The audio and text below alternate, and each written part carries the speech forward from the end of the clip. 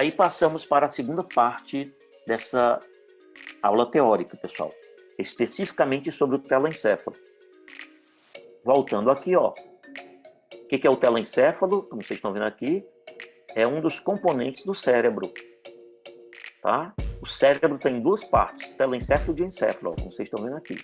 Vamos agora falar somente sobre o telencéfalo, tá? Eu procurei dar um conceito para o telencéfalo. Componente mais volumoso, tanto do cérebro quanto do encéfalo como um todo. Tá? Então, de todo o encéfalo, a parte maior, mais volumosa, tá? Eu diria até mais importante, é o cérebro. E dentro do cérebro, a parte mais importante o componente mais volumoso é o telencéfalo. E o telencéfalo contém, pessoal, isso daqui, ó, o córtex cerebral. Tá? O córtex cerebral corresponde, olha só o que eu escrevi aqui, ao topo da hierarquia funcional, ou seja, de todos os componentes existentes no encéfalo, o componente mais sofisticado, né, principal responsável pelas funções mais elaboradas, né, aquelas funções psíquicas que eu citei aqui, capacidade de guardar informação, memória, linguagem sofisticada, produção das emoções, certo? Capacidade de aprender, capacidade de criatividade, de raciocínio lógico, etc. Tudo isso depende fundamentalmente do córtex cerebral. Então, o córtex, sem dúvida, tá, é o topo da hierarquia funcional. Isso não quer dizer que as outras estruturas do encéfalo sejam importantes. Todas são, até porque estão interligadas por circuitos. Mas, sem dúvida, o córtex é o auge, né, de complexidade funcional de todo o sistema nervoso central humano. Bom, o telencéfalo tem dois componentes.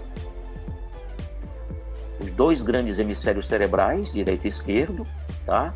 E tem uma pequena porção mediana, né, no plano mediano, formada pela lâmina terminal e o tecido adjacente à lâmina terminal. Mas claro que o fundamental aqui do telencéfalo são os hemisférios cerebrais.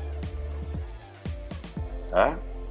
Então, pessoal, vamos entender um pouco a estrutura interna do telencéfalo.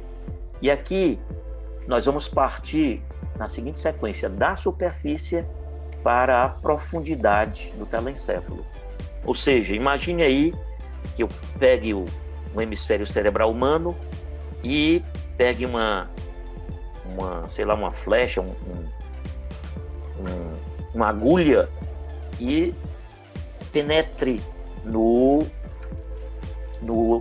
hemisfério cerebral humano. Então, bem na superfície, tá? Bem na superfície de cada hemisfério cerebral, portanto, do telencéfalo, a gente vai encontrar a substância cinzenta. E aqui a gente tem que puxar a memória de vocês lá do ensino médio. Vocês devem ter aprendido no ensino médio que o tecido nervoso ele é dividido em dois tipos: substância cinzenta, substância branca. Qual é a diferença? É que a substância cinzenta ela contém os corpos dos neurônios, enquanto que a substância branca ela não contém corpos, contém só as ramificações, quer dizer, os axônios dos neurônios. Tá? Então, a substância cinzenta tem corpos de neurônios, tem todos os componentes, incluindo corpos de neurônios. Já a substância branca, tá? Ela tem células da glia, tem capilares também, tudo a mesma coisa. A diferença é que na substância branca não existem corpos de neurônios, existem só as ramificações do neurônio, os axônios. Ok? Bom, então voltando aqui. O que eu encontro na superfície de cada hemisfério cerebral, na superfície do telencéfalo? Uma capa de substância cinzenta. Certo? Então, na superfície nós encontramos essa capa de substância cinzenta, cheia de corpos de neurônios, bilhões de corpos de neurônios. E é exatamente isso que a gente chama de córtex cerebral. Então, a palavra córtex, né, vem de cortiça. E cortiça, quem é que se lembra aí das aulas de botânica? Cortiça é aquele tecido secundário que tem no caule das plantas e que está na superfície do caule, né, e da raiz. Não é isso? Então, córtex é aquilo que fica por fora, na superfície. Córtex cerebral é a camada de substância cinzenta que se encontra na superfície do telencéfalo. Logo embaixo, pois não? O senhor pode voltar ao slide anterior só um minutinho? Claro. Qual é a dúvida? Pronto, obrigada, pode voltar. Posso ir em frente? Sim, eu fui tirar um print. Ah, tá. Eu devo lembrar, pessoal, que o professor Emanuel pode confirmar isso daí. Essa aula vai ficar gravada e disponível para vocês.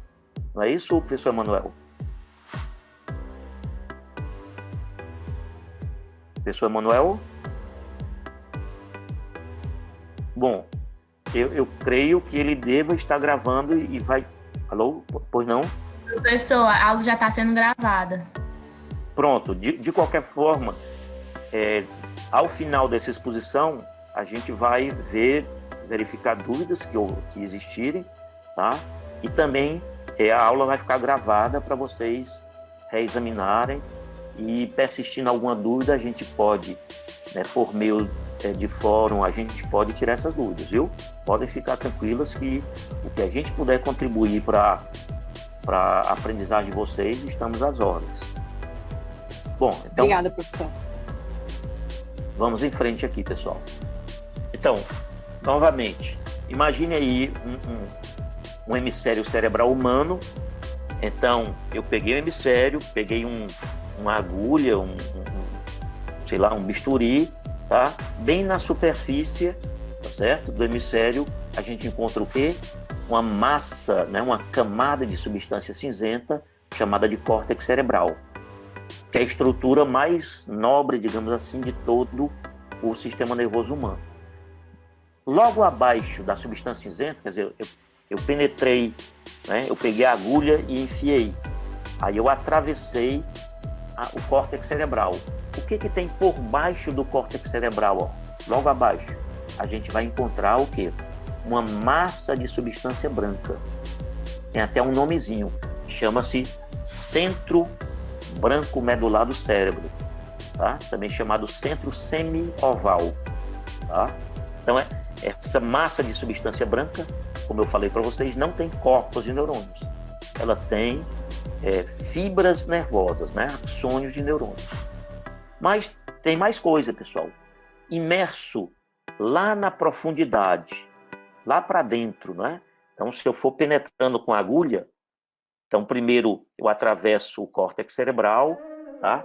Em seguida, embaixo do córtex tem substância branca, ocupando, né, o interior do telencéfalo, mas lá na profundidade do telencéfalo, o que eu vou encontrar? Imerso nessa substância branca, eu vou encontrar duas coisas.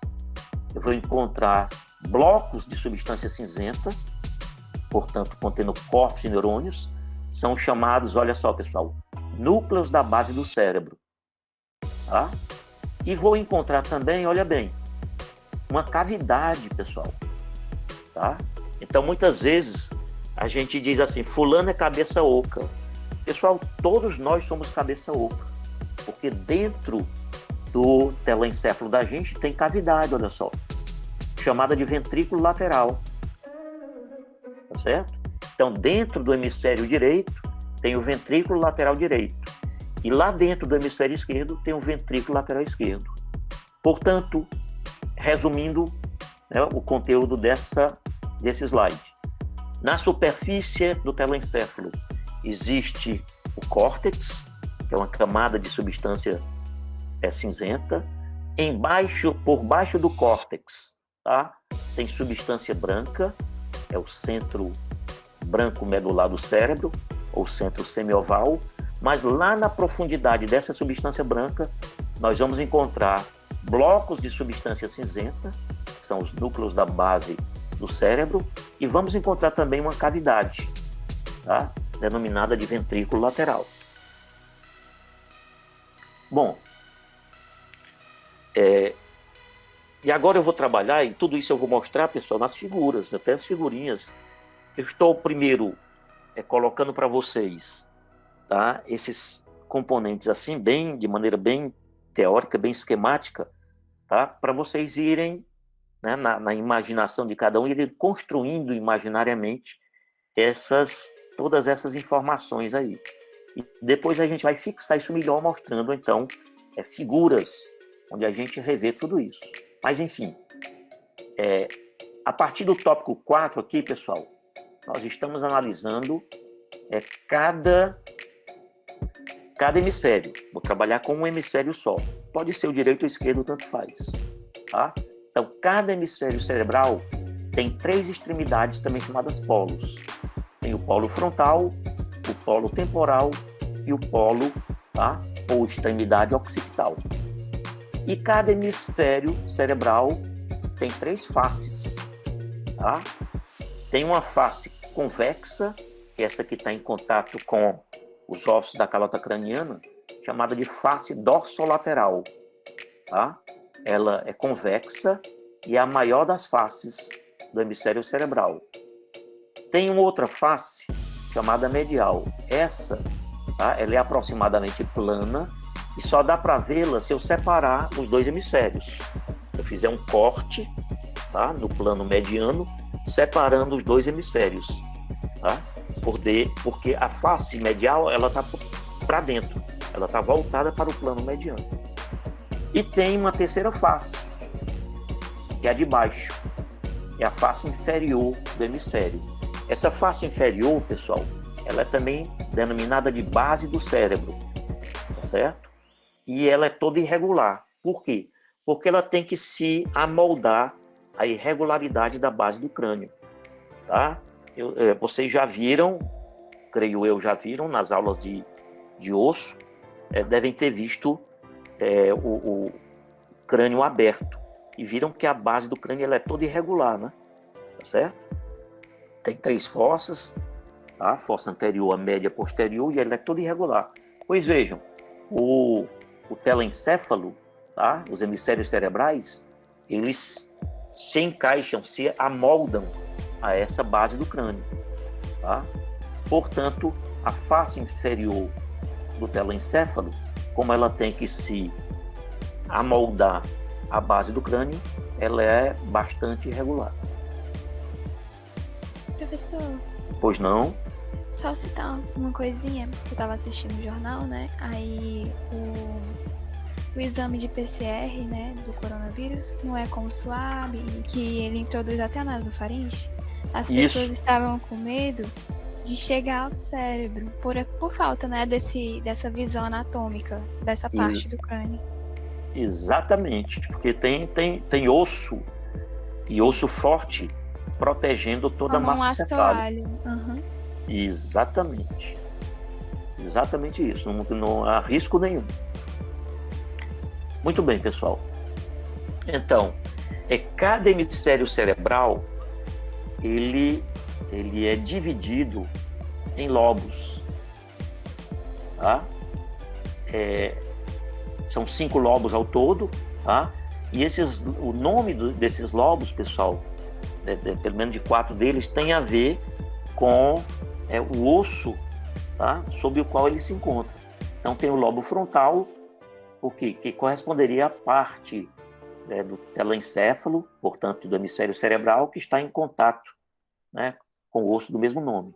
Então tem o lobo frontal, o lobo parietal, o lobo occipital, o lobo temporal, e somente esse último, chamado de ínsula, ou lobo insular, é o único que não é encontrado na superfície do telencéfalo. Por quê? Porque é um lobo que está escondido. Ele está lá na profundidade de um sulco, obviamente de um sulco bastante profundo, chamado de sulco lateral, que a gente vai ver daqui a pouco. Bom, alguém poderia estar perguntando o seguinte: professor, essa divisão de cada hemisfério cerebral em lobos frontal, parietal, occipital, temporal e ínsula, isso tem alguma coisa a ver com as funções? Quer dizer, o lobo frontal tem uma função, o parietal tem outra e assim por diante. Não, pessoal. Embora essa divisão tenha importância clínica, porque ajuda a localizar lesões, né? Tumores, localização de AVC, que é o acidente vascular cerebral, etc. Embora essa divisão em lobos tenha grande importância clínica, mas na realidade não há correspondência funcional, ou seja, eu quero dizer o seguinte, que cada lobo desse tem várias funções. Então, no lobo frontal existem várias funções, nos neurônios do lobo parietal também existe uma variedade de funções e assim por diante. O único lobo, pelo menos pelo conhecimento que nós temos até o presente momento, o único lobo cujos neurônios estão diretamente ligados a uma mesma função é o lobo occipital. Então, todo lobo occipital está relacionado com a formação, né, e interpretação de imagens, portanto, com a função, né, visual, ok? Os demais lobos têm uma variedade de diversas funções, que a gente vai ver na progressão das aulas, inclusive um pouco dessa aula aqui. Bom, Professor, desculpa pois não? de novo, mas é só uma dúvida. Sem problema. Eu tenho uma cefaleia, né? E ela é mais na região occipital. Tem alguma coisa relacionada à minha visão? Não necessariamente. Não necessariamente. Pode ter e pode não ter correspondência com a visão. Ok? Até porque a cefaleia não é dentro da massa encefálica. A cefaleia se deve, né, a receptores para dor localizados na dura mater, que é uma membrana conjuntiva que não está dentro do encéfalo, ela encobre o encéfalo. Ok? Bom, de nada. Bom, então, pessoal, por último, né, lembrar que o telencéfalo humano é girencéfalo. O que significa? Que a superfície dos hemisférios cerebrais da gente é cheia de sulcos e giros. Diferentemente do que acontece, por exemplo, em peixes e anfíbios. Tá? Por que o nosso encéfalo, o nosso telencéfalo é cheio de sulcos e giros? Os giros, pessoal, são as elevações. Imagine aí montanhas, uma cadeia de montanhas. Então, cada montanha seria um giro. E o vale entre as montanhas seriam os sulcos, as depressões. Então, a superfície do nosso encéfalo é cheia de elevações e depressões. As elevações são os giros e as depressões são os sulcos. Por que é assim? Isso foi a maneira que a natureza desenvolveu para a gente aumentar a quantidade de córtex cerebral sem necessariamente aumentar o tamanho da cabeça da gente. O tamanho do encéfalo, o volume do encéfalo e, portanto, da cabeça. Tá? Pessoal, só para vocês terem uma noção, 70% do córtex cerebral da gente está no córtex, no interior dos sulcos. Apenas 30% estão na superfície mesmo, são visíveis externamente. Tá? Compare isso, vocês vão se lembrar, a mucosa do intestino da gente, para poder aumentar a superfície de absorção dos alimentos, ela tem o quê? As vilosidades e microvilosidades, não é? Tá? Então, vilosidades e microvilosidades aumentam juntas em cerca de 600 vezes a superfície de absorção da mucosa do intestino da gente. Tá? Então, por comparação, certo? O surgimento de giros e sulcos, tá? Permitiram aumentar significativamente a quantidade de córtex cerebral na espécie humana, sem necessariamente aumentar o volume total do encéfalo. Tá? Repito, se nós não tivéssemos sulcos e giros, tá? Se a superfície fosse lisa do hemisfério, de cada hemisfério cerebral, para ter a quantidade de córtex que nós temos, tá? O encéfalo da gente deveria ser umas 10 vezes maior do que o que é. Então imagine agora para nascer, como é que seria? Só poderia nascer de parto cesáreo, né? Se bem que tem alguns cearenses, né, que são parecidos com isso, né? Que dizem que cearense tem a cabeça grande. Bom, e vamos para a última etapa aqui da nossa aula. Aqui é só mostrando para vocês vão ver detalhe disso na histologia, mas mostrando aqui um neurônio típico. Então, o neurônio típico é chamado multipolar, tá? Tá aqui o corpo do neurônio, contendo dendritos, tá? E aqui é o corpo propriamente dito, com citoplasma e núcleo. O corpo é também chamado pericárdio. Isso daqui tá errado, hein, pessoal? Não é pericárdio, não. Pericárdio tem a ver com o coração, é pericárdio. Tá? É a mesma coisa, sinônimo de corpo do neurônio. Aqui tem o axônio, tá? Esse prolongamento maior, tá certo? Aqui o final do axônio chama-se telodendro. E isso daqui que vocês estão vendo são as células de Schwann formando aqui a bainha de mielina, né? Tá certo? Aqui seriam células de Schwann formando bainha de mielina. Isso no sistema nervoso periférico. Ok? Bom, aqui mostrando para vocês que os neurônios podem ter vários tipos, tá certo? Daqui é um neurônio chamado pseudo-unipolar, tá certo? Esse aqui é o chamado neurônio bipolar. A gente encontra, por exemplo, na mucosa olfatória e na retina, tá? E aqui é o neurônio mais comum, mais frequente, que é o multipolar, tá certo? Que ocorre na maioria, né, do sistema nervoso da gente, ok? Então, só para mostrar isso daí. Aqui essa figura aí, pessoal, ela é para dar uma noção do tecido nervoso, tal como ele seria em termos reais, tá? Então aqui, eu vou tentar aqui delinear o que seria o corpo do neurônio. Então tudo isso aqui seria um corpo do neurônio. Aqui seria, na progressão aqui para baixo, o axônio, envolvido pela bainha de mielina, certo? Essa célula aqui, ó, com o número 3, essa célula aqui é um oligodendrócito, tá? Essa outra célula aqui é uma micróglia, ou microgliócito, tá? Essa célula aqui, bonitona, ó, parece uma estrela, tá? É um astrócito, e assim por diante. E aqui, ó, nós temos células do epêndima, células ependimárias ou do epêndima. Tá, ok? Então, é só para dar um exemplo da complexidade. Dar um exemplo da complexidade do tecido nervoso. Aí mostrando aí a integração entre neurônios e células da glia. Bom, aqui mostrando um pouco aquilo que a gente falou, só que ilustrando com figuras. Você tem aqui, imagine que você tem aqui um embrião humano, tá? Aqui ele está na fase de gástrula, tá certo? Aqui seriam as costas do embrião. Aqui o embrião foi cortado nesse ponto para mostrar os 3 folhetos embrionários, tá? Aqui é o ectoderme, no meio é o mesoderme e aqui embaixo, ó, é o endoderme. Então 3 folhetos, ecto, meso e endoderme.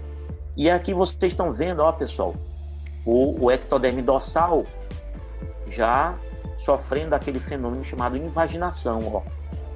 As células vão proliferando e vão penetrando, invadindo aqui na parte dorsal do embrião, ok?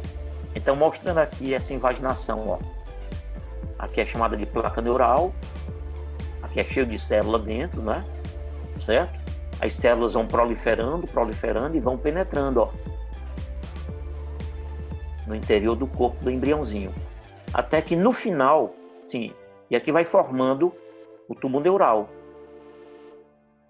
E do lado, dorsolateralmente, vai formando as cristas neurais, ó, de um lado e do outro. Tá aqui uma, tá aqui a outra. Lado direito e esquerdo. Tá? No final, na sequência aqui, você tem um tubo neural formado. completamente formado, tá aqui ele, ó. Aqui as cristas neurais, de um lado e do outro. E lá por cima o ectoderme dorsal se reconstituiu. Lembrando que esse tubo neural aqui é quem vai originar todo o sistema nervoso central e as cristas vão originar o sistema nervoso periférico, né? Como se tentou demonstrar aqui na figura seguinte, tá?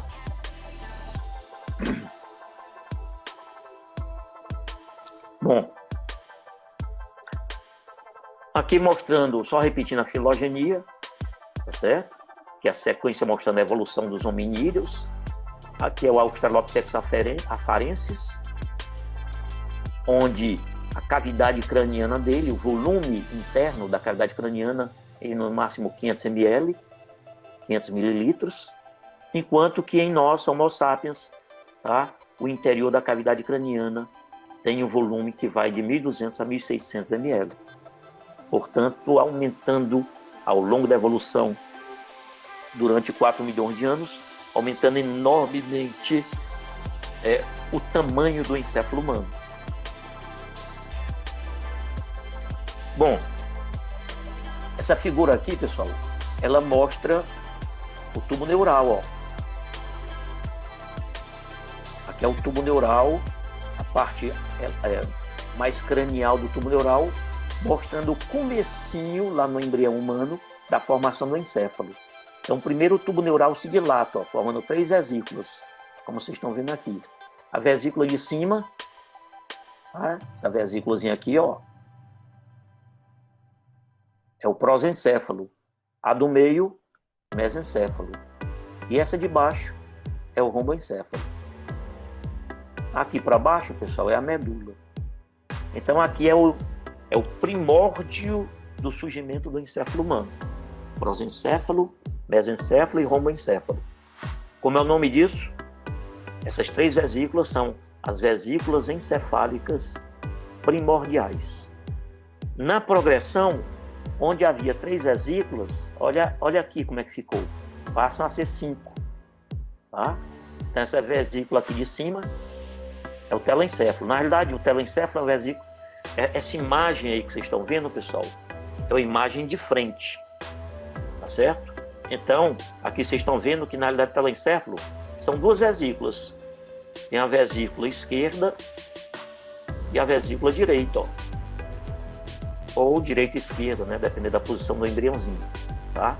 Mas enfim, é o telencéfalo. Essa vesícula logo abaixo é o diencéfalo. Essa terceira vesícula é o mesencéfalo. A quarta, que por enquanto aqui está bem miudinho, ó. Aqui ela. É o metencéfalo. E a de baixo é o mielencéfalo. São as chamadas.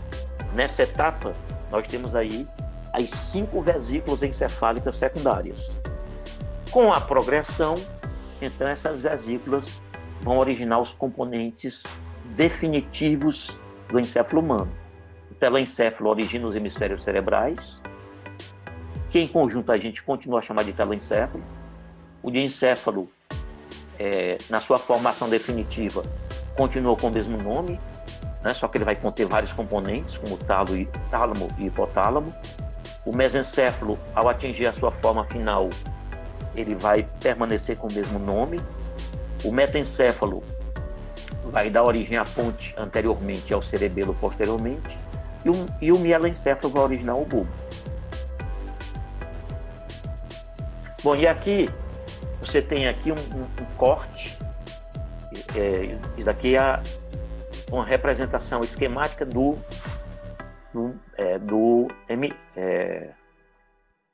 encéfalo humano. Só que aí tem um hemiencéfalo. A gente fez um corte no plano mediano. Estamos mostrando aí, pela face de corte, a metade do encéfalo. E aqui, pessoal, a gente coloriu exatamente cada componente, ó. Esse daqui é o telencéfalo. Vejam que é a parte mais volumosa, como eu falei, ó. Então, aqui é o telencéfalo. Aqui agora, nessa segunda figura, mostrando só o diencéfalo. Vejam que o diencéfalo fica quase completamente coberto pelo telencéfalo. Essa partezinha agora aqui é o mesencéfalo. a seguinte. Aqui nós temos a ponte, tá? Aqui na frente é a ponte. E atrás é o cerebelo, tá? E por último, aqui você tem o bulbo, que provém do mielencéfalo, tá? Então, localizando aí cada um dos componentes definitivos. Bom, essa figura aqui, ela mostra um embriãozinho humano, né? Mostra as costas de um embrião humano. Por que ela é interessante? É para que vocês lembrem que o fechamento do tubo neural, ele não se dá por igual. Então, o tubo neural, ele começa a se fechar primeiro no que seria aqui o meio do embrião, digamos a cintura, vamos dizer assim, do embrião. Então, o tubo neural começa a se fechar no meio, depois vai se fechando do meio para cima e também do meio para baixo. Então, ele não se fecha por igual. Ok? Inclusive, pessoal, existem defeitos do fechamento. Pode haver defeitos no fechamento do tubo neural. Então, por exemplo, se essa porção aqui de cima não fecha normalmente, isso pode provocar uma série de problemas. Eu vou já mostrar aqui os dois principais. Inclusive, tá? O famoso Zika vírus, ele não pode provocar microcefalia, né, pessoal? Então, o Zika vírus, ele pode prejudicar esse fechamento e o desenvolvimento, né, dessa parte mais superior, né, do tubo neural. Ok? Bom, caso não haja o fechamento do tubo neural aqui em cima, o que pode acontecer? Caso não haja o fechamento do tubo neural aqui embaixo, o que pode acontecer? Vamos ver. Então, está aqui três problemas que podem ocorrer. Aqui, pessoal, não houve, os dois hemisférios praticamente se fundiram no hemisfério só, tá? Houve a formação de um único olho, tá? Obviamente que esse bebê já nasce morto, né? E é chamado isso de holoprosencefalia. Não precisa memorizar esse nome. É só para vocês saberem que isso é possível de existir. Bastante raro, mas pode acontecer. Isso daqui são defeitos, tá? Que acontecem na formação do telencéfalo, principalmente, do cérebro, tá? E aqui, um que é um pouco mais comum, que é a anencefalia. Não há o fechamento, né, do tubo neural na sua parte cranial, então ocorre formação só de uma parte do encéfalo, tá? A gente chama de anencefalia. E essa figura aqui é mostrando o resultado do não fechamento do tubo neural na parte inferior, tá? É chamada meningomielocele, no caso aqui.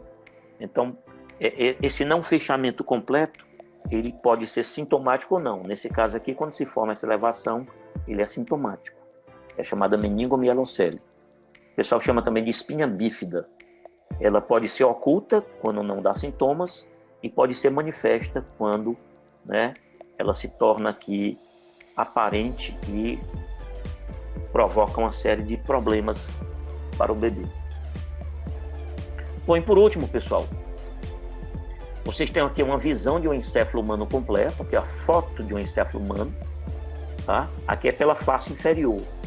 A gente fotografou o encéfalo de baixo para cima. Então, vocês estão vendo aqui toda a face inferior do encéfalo humano, tá?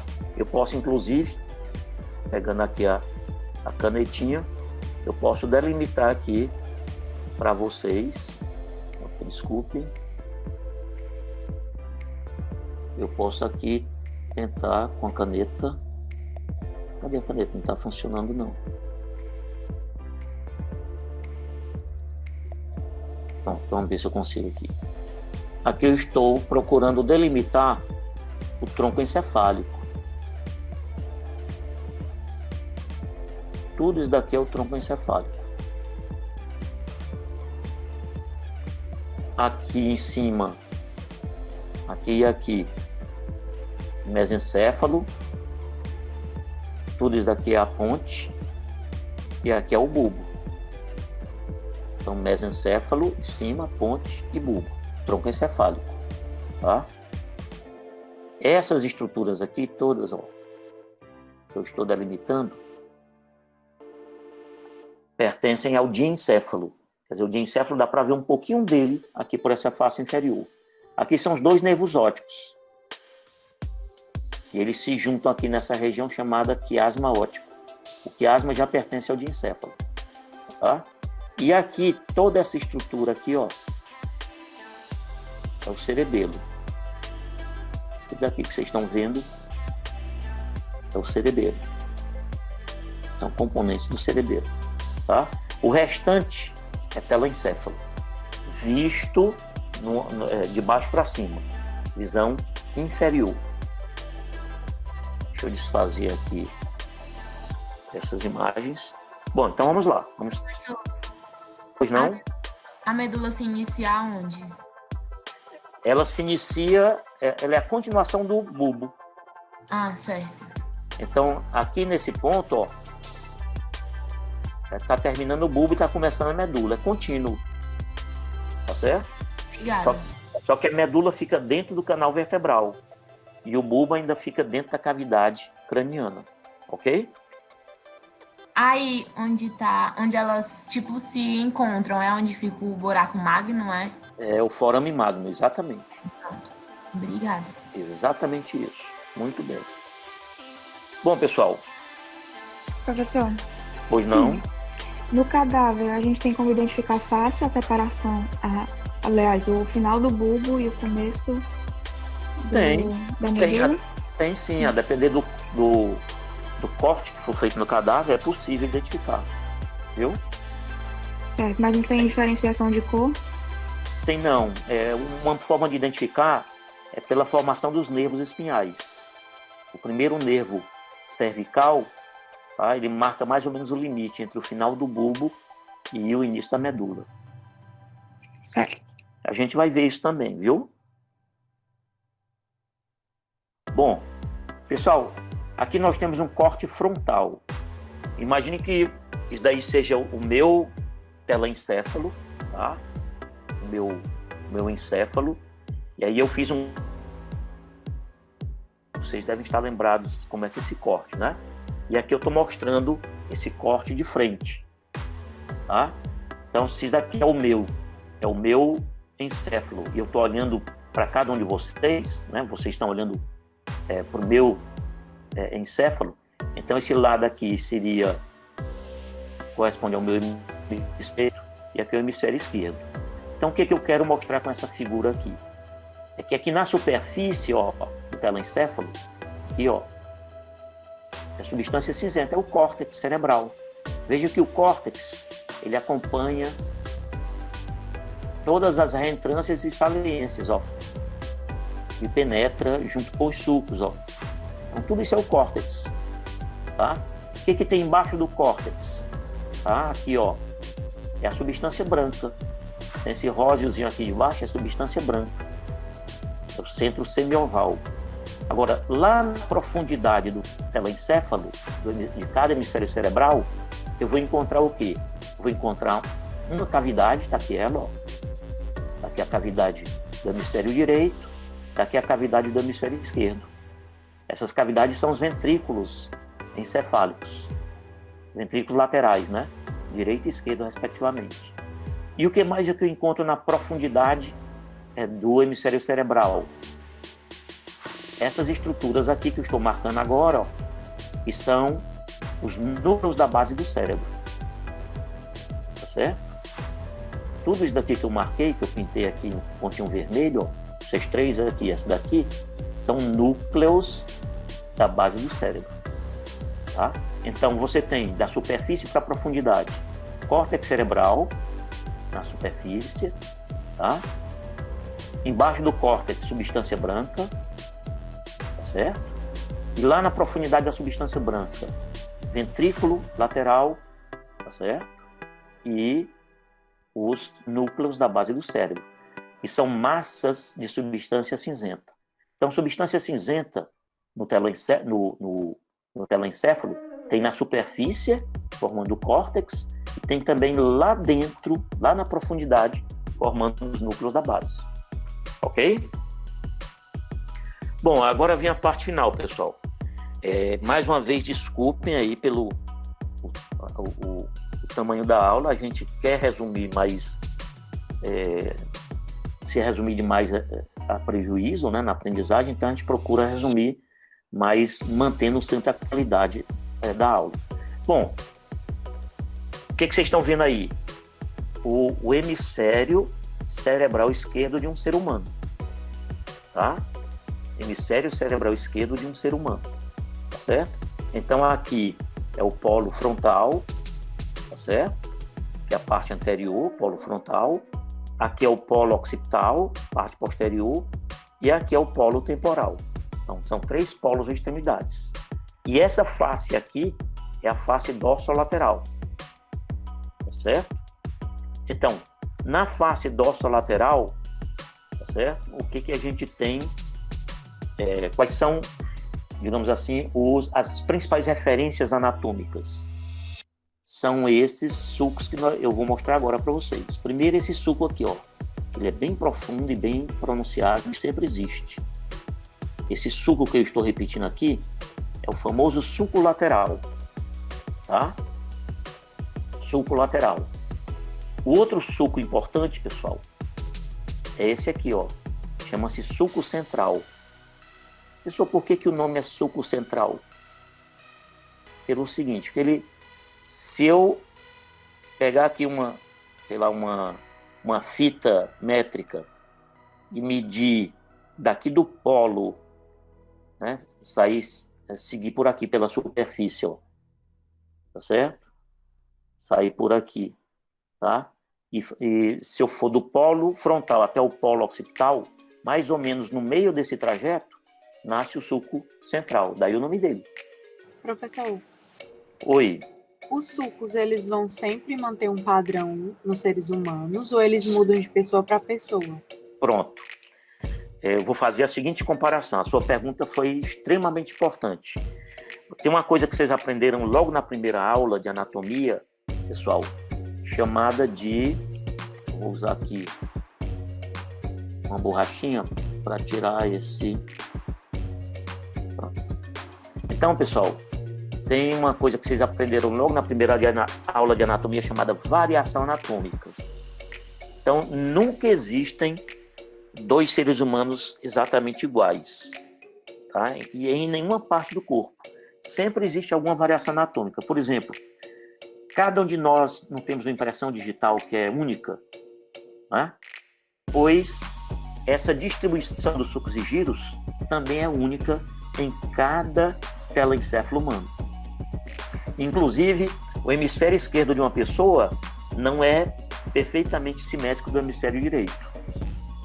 Então, sempre tem variação. Mesmo tendo variação, tá? É isso que às vezes dificulta um pouco, mas mesmo havendo variação anatômica, tá certo? Então, dá para identificar, sim, as estruturas mais importantes, tá? Então, em algumas pessoas, determinados sulcos são quebrados, em outras eles são contínuos, tá certo? Por exemplo, é o que eu vou mostrar aqui por meio de exemplo, né? Mas, enfim, o que eu quero dizer é que essa figura que vocês estão vendo aí, vocês nunca vão encontrar um telencéfalo igual ao que está sendo visto aqui. Sempre tem alguma diferença, por menor que ela possa ser. Sempre há variação anatômica. Ainda assim, tem alguns sulcos e giros que são permanentes, embora não necessariamente iguais a outros encéfalos, ok? Por exemplo, esse sulco que eu acabei de mostrar, o sulco lateral, tá? Que eu acabei de mostrar aqui, ele sempre existe em todo, né, telencéfalo humano. O sulco central também sempre existe e quase sempre são contínuos, como está aqui, ok? Então, para você identificar os principais giros e sulcos, né, da face dorsolateral do telencéfalo, é exatamente o que nós estamos vendo aqui. Então, você tem que identificar primeiro determinadas referências que sempre existem. Primeira referência, sulco lateral. Segunda referência, sulco central. Tá? Esse aqui. Ok? Que eu estou redesenhando, refazendo. Tá? Terceira referência. Tá? Pessoal, bem aqui existe a pontinha de um sulco. Por essa face só dá para ver a pontinha dele, como vocês estão vendo. Mas pela outra face, que é a face medial, ele é bem visível, é bem identificável, é bem fácil de identificar. Esse sulco aqui, que só dá para ver uma pontinha dele, é chamado de parieto-occipital, porque ele separa o lobo parietal do lobo occipital. Vou já mostrar isso. E aqui, olha, eu vou mostrar com a setazinha. Aqui embaixo, vocês estão vendo uma espécie de depressão, uma chanfradura. Eu vou marcar aqui com um ponto. É chamada em... Pois não? Professor, eu estou aqui com um software não, mas uma página que os meninos inclusive conhecem, que é o Zigot Body. Aí se você quiser depois daí, o projeto daqui você mostra, tá certo? Tranquilo, tá tranquilo, certo? Tranquilo. Espero estar concluindo em poucos minutos e em seguida a gente parte aí pro software, tá bom? Show. Ok, então pessoal, como eu estava falando, aqui tem o sulco parieto-occipital, aqui em cima, só a pontinha dele, e aqui embaixo tem uma chanfradura, uma depressãozinha chamada incisura pré-occipital. Então, se eu traçar uma linha vertical, imaginária, né, ela não existe, entre o sulco parieto-occipital e a incisura pré-occipital, isso delimita aqui atrás, ó, tudo isso aqui atrás é o lobo occipital, tá? A partir do meio dessa linha imaginária que eu acabei de traçar, se eu traçar uma outra perpendicular a ela, ó, outra linha imaginária, chegando até aqui o sulco lateral, tá? Então, aqui eu estou delimitando o quê? O lobo temporal, que é tudo isso aqui, ó. E aqui em cima é o lobo parietal. E na frente do sulco central, que é esse aqui, ó, e acima do sulco lateral, tudo isso aqui é o lobo frontal. Então nós temos aqui, ó, lobo frontal, aqui o lobo parietal, aqui o occipital e aqui o lobo temporal, tá? Então, repetindo, quais são as principais referências anatômicas que você tem que identificar primeiramente para poder identificar o restante? São elas o sulco lateral, que é esse aqui, o sulco central, são bem evidentes, bem nítidos, o sulco parieto-occipital, que dá para identificar facilmente se você observá-lo pela face medial, e a incisura pré-occipital. A partir daqui, tá, você é capaz de identificar todos os demais componentes importantes sem nenhum problema. Então vamos identificá-los. Pessoal, aqui é o sulco central, não é? Então, paralelo a ele, a gente encontra dois sulcos. Tá aqui um, que está quebrado inclusive, ó, é o sulco pré-central, que fica na frente dele. E aqui por trás tem o sulco pós-central.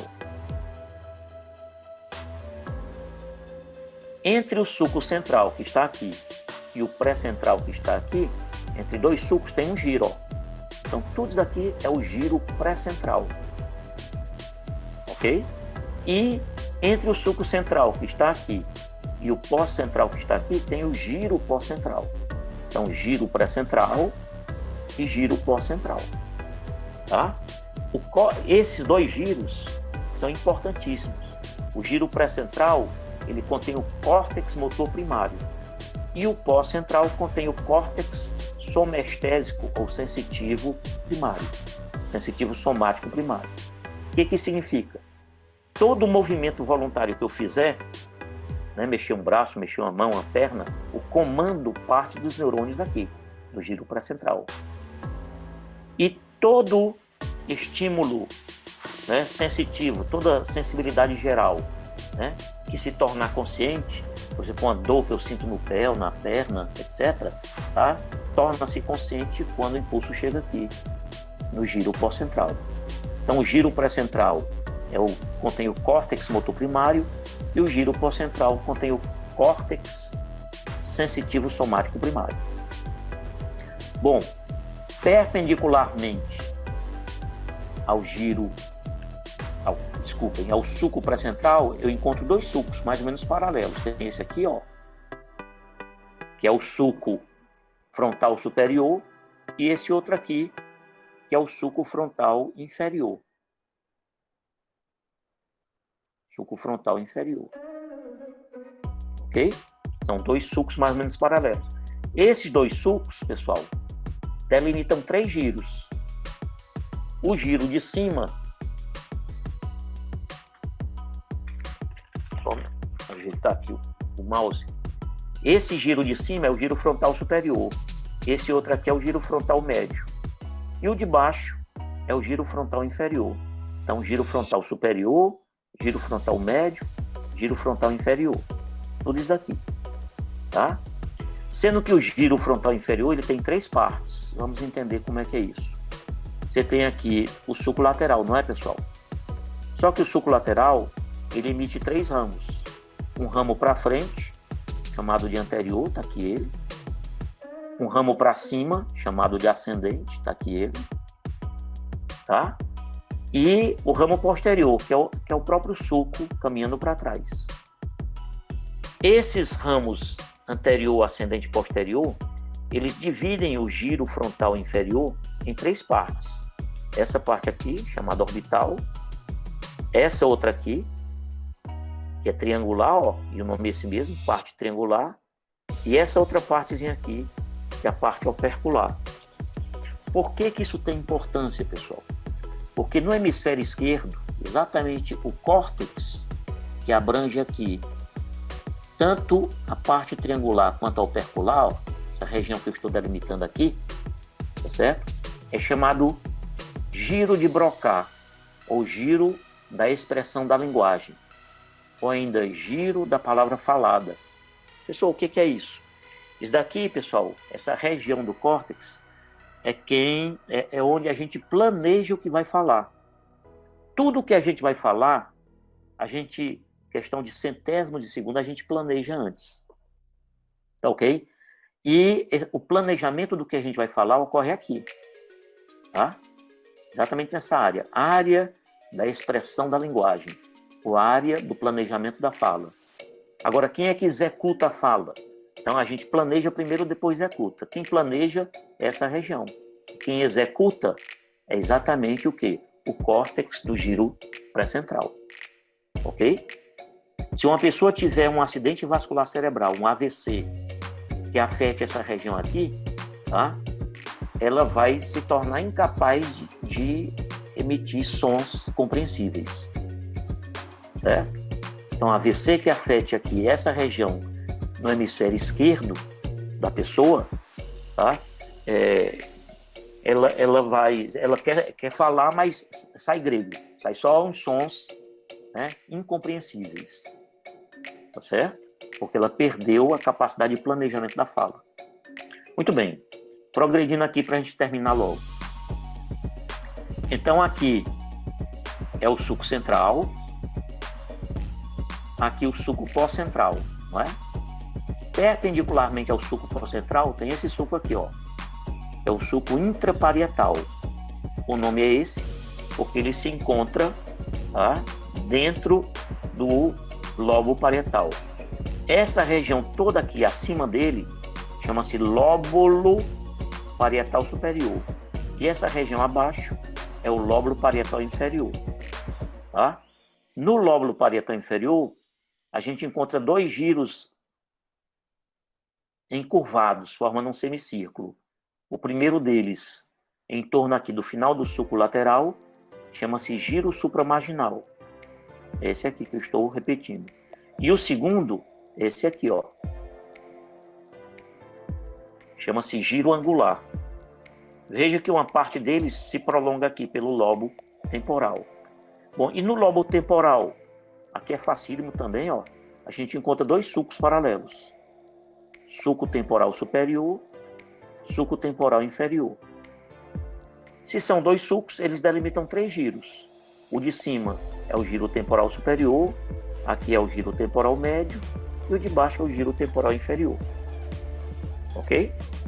Então, aí estão, né, os componentes principais, né, principais giros e sulcos da face dorsolateral do telencéfalo. Eu vou pedir depois ao professor Emanuel para a gente enviar exatamente essas imagens aqui para vocês em casa treinarem, né, escrever em cima de cada um, tá? Vocês podem imprimir e escrever em cima de cada um o nome de cada giro e sulco. Bom, aqui uma figura da face medial. Aqui os nomes já estão todos colocados, né? Na face medial, pessoal, a gente encontra, vou primeiro falar dos sulcos. Tem um sulco aqui, ó, margeando, tem essa estrutura em forma de um C caído, chamada de corpo caloso. E em volta desse corpo caloso, tá, que está aqui citado, ó, existe um sulco. Eu acabei de mostrar aqui em vermelho. O nome do sulco é sulco do corpo caloso. Ele margeia o corpo caloso. Pessoal, e o que é o corpo caloso? É um conjunto de fibras que unem o hemisfério direito ao hemisfério esquerdo. Tá certo? Então ele conecta o córtex do hemisfério direito com o córtex do hemisfério esquerdo. A gente chama isso de comissura. Então, corpo caloso, tá? O sulco do corpo caloso. Aqui, mais ou menos paralelo ao sulco do corpo caloso, tem esse sulco aqui que eu estou demonstrando também. É o sulco do cíngulo. Tá? E esse sulco do cíngulo, por sua vez, ele emite 3 ramos. O primeiro ramo ascendente, tá? O segundo ramo ascendente, aqui ele, e o ramo posterior, que é esse que eu já coloquei aqui. Certo? Bom, aqui mais para trás nós encontramos 2 sulcos importantes também. É o sulco parieto-occipital, que separa o lobo parietal do occipital, daí o nome, tá? É esse aqui que eu mostrei só a pontinha dele, pela face dorsolateral, mas aqui ele fica bem pronunciado, bem evidente. É o sulco parieto-occipital. E aqui dentro do lobo occipital, o sulco calcaríneo. Tá? Então, são os principais sulcos que a gente pode observar. Então, repetindo, ó, sulco do corpo caloso, mostrando aqui uma parte dele. Tá? Mais ou menos paralela aí do sulco do cíngulo, tá certo? Ele caminha por toda essa região aqui e emite esses 3 ramos, 2 para cima e 1 para trás, tá? O sulco parieto-occipital, separando o lobo parietal do occipital, e dentro do lobo occipital, o sulco calcaríneo, tá certo? Bom, quais são os principais giros? Entre o sulco do corpo caloso e o sulco do cíngulo, existe esse giro aqui, ó. Tudo isso daqui é o giro do cíngulo, tá? Acima do giro do cíngulo, na parte anterior, toda essa região aqui é o giro frontal superior, visto por essa face. Entre esses 2 ramos ascendentes, nós temos aqui o chamado lóbulo paracentral, e mais ou menos no meio dele tem o comecinho do sulco central aqui, ó. Okay? Essa parte anterior pertence ao giro pré-central e a parte posterior pertence ao giro pós-central, tá? E aqui na frente do sulco parieto-occipital, essa região aqui chama-se precúneus. E posterior, entre o sulco parieto-occipital e o sulco calcaríneo, essa região triangular está dentro do lobo occipital, chamada de cúneus. Precúneos na frente do sulco parieto-occipital e cúneos atrás dele, tá? E terminando aqui, pessoal, nós encontramos aqui, que pode ser visto pela face medial, que é essa face, mas também pela face inferior, esse sulco. Eu estou redesenhando aqui, ó. Chama-se sulco, são 2, né? Vou mostrar aqui logo os dois, mais ou menos paralelos, como vocês estão vendo. Esse de baixo, que eu acabei de refazer, esse de baixo chama-se suco occipitotemporal. Por que o nome? Porque ele nasce aqui, ó, no lobo occipital e termina aqui no lobo temporal.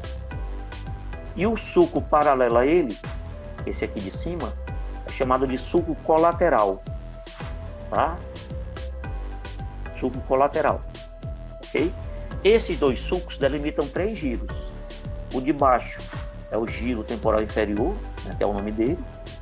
O do meio é o giro fusiforme, foi até aqui evidenciado em amarelo, tá?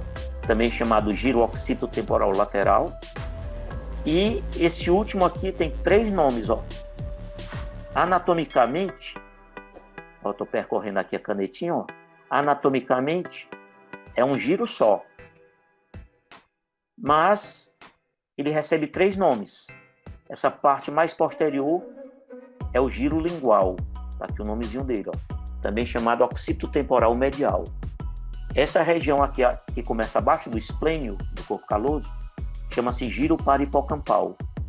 E essa dobra, aqui eu costumo comparar com o cabo da bengala, né? A dobra da bengala chama-se uncus. Então, anatomicamente é um giro só, mas funcionalmente ele tem 3 nomes e tem funções diferentes, obviamente.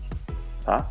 É o giro occipitotemporal medial ou lingual, tá? O giro parihipocampal e a dobra da bengala é o uncus. Ok? Bom, e por último aqui, né? Bom, o que tem de importante aqui no uncus? Tem uma regiãozinha aqui, ó, que contém o córtex olfatório primário. Quer dizer, todos os odores, os cheiros, são captados pelo nervo olfatório lá nas fossas nasais, eles só se tornam conscientes quando o impulso chega aqui. Tá? É o córtex olfatório primário. Se localiza no uncus. Tá? Pessoal, o giro parihipocampal. O giro parihipocampal tem a ver com... É uma parte do sistema límbico que tem a ver com memória. Tá? Bom, e por último, eu queria lembrar que a extremidade anterior do corpo caloso, pessoal, recebe o nome de joelho. E a extremidade posterior denomina-se esplênio. E o meio do corpo caloso é o tronco. Tá? Entre o joelho que está aqui e o esplênio que está aqui, nós temos o tronco do corpo caloso. Ok? Bom. E por último aqui, novamente vendo aqui a face inferior, pessoal. Certo? Então, só para completar, lembre-se daqui é uma visão de baixo para cima, tá certo? Então,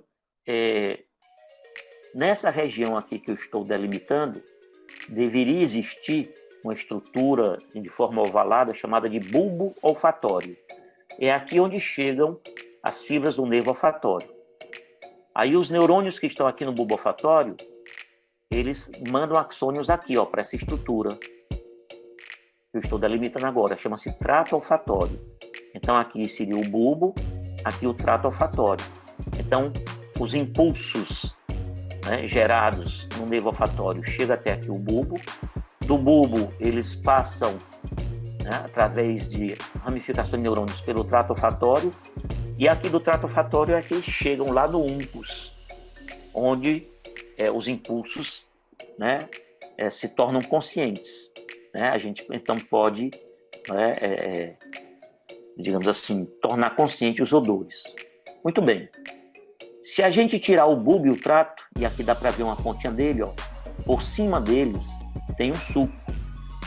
O suco é chamado de suco olfatório. Ele fica por sobre o bulbo e o trato. Tá? Medialmente tem esse giro, chamado giro reto. Eu estou tentando mostrar aqui para vocês. E lateralmente, tá, ao suco olfatório, tem esse bloco aqui, ó, de sucos e giros, que não tem padrão nenhum.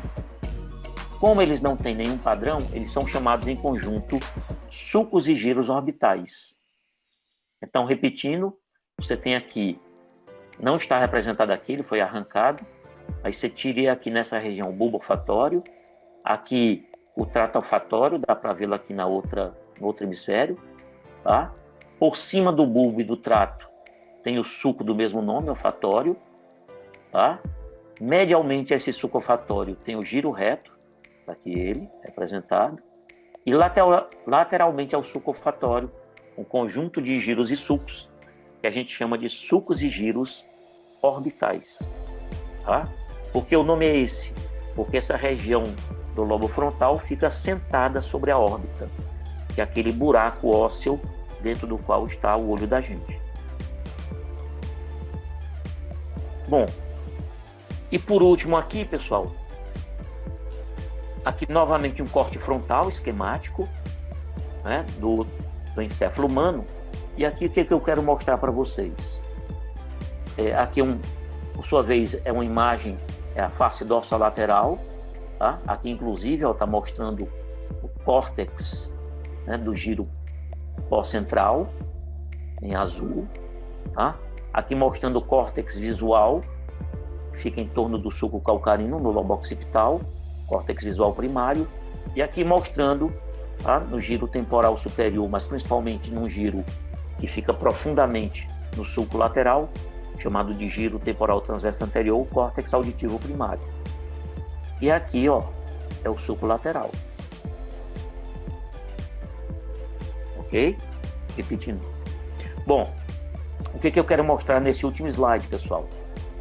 Aqui é um corte frontal, né, idêntico ao que eu já tinha mostrado antes para vocês. E o que eu quero evidenciar é o seguinte, ó. Nesse ponto aqui está o sulco lateral, tá? E vejam que o sulco lateral é profundo, ó. Ele é profundo. E lá na intimidade, lá dentro da profundidade do sulco lateral, a gente vai encontrar essa estrutura aqui, ó, que está inclusive, tá, evidenciada em azul. É a ínsula. Então a ínsula é o único lobo, como eu falei para vocês, dos 5 lobos, é o único que não dá para ver na superfície.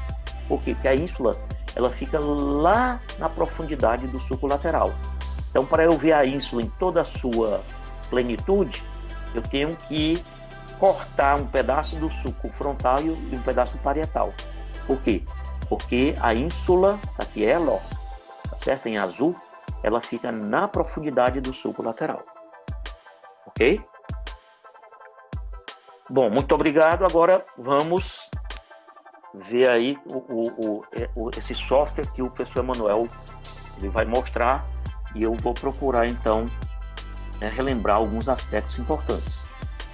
Ok? Pois não? Professor, eu queria saber o que significa quando diz que uma doença é neuromuscular. É quando uma doença atinge simultaneamente algum componente do sistema nervoso, principalmente algum nervo periférico, e também afeta o músculo, então a gente chama de doença neuromuscular. Vou te dar um exemplo aqui.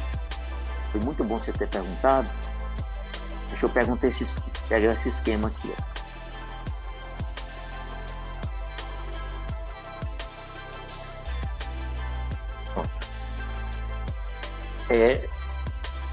Lembra desse esquema? Eu vou aqui usar minha caneta para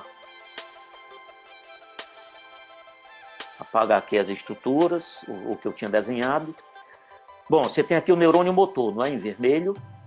Aí o neurônio motor vem trazendo impulso nervoso, que foi gerado lá no sistema nervoso central, tá? Para um músculo esquelético, digamos assim, tá? Então, aqui nós temos uma terminação motora chamada de placa motora, não é isso? Existe uma doença chamada de síndrome de Guillain-Barré. Ela afeta exatamente esses nervos motores aqui, neurônio motor, tá? E o impulso, então, nervoso não passa, não chega no músculo. Então, a pessoa, né, os músculos esqueléticos não vão se contrair. Aí a pessoa não consegue andar. Existem casos, inclusive, que a síndrome de Guillain-Barré, ela atinge até os nervos que vão para os músculos que fazem a respiração. Então, a pessoa pode morrer em parada respiratória. Por isso que ela tem que ficar com um respirador mecânico, que nem esse pessoal que tem forma grave de Covid, ok? Então, o que é uma doença neuromuscular? É que atinge o sistema nervoso e um músculo, como é o caso da síndrome de Guillain-Barré, tá? Outra doença neuromuscular muito conhecida, ela forma anticorpos que bloqueiam a passagem do impulso exatamente aqui, ó, na terminação motora. É chamada miastenia gravis.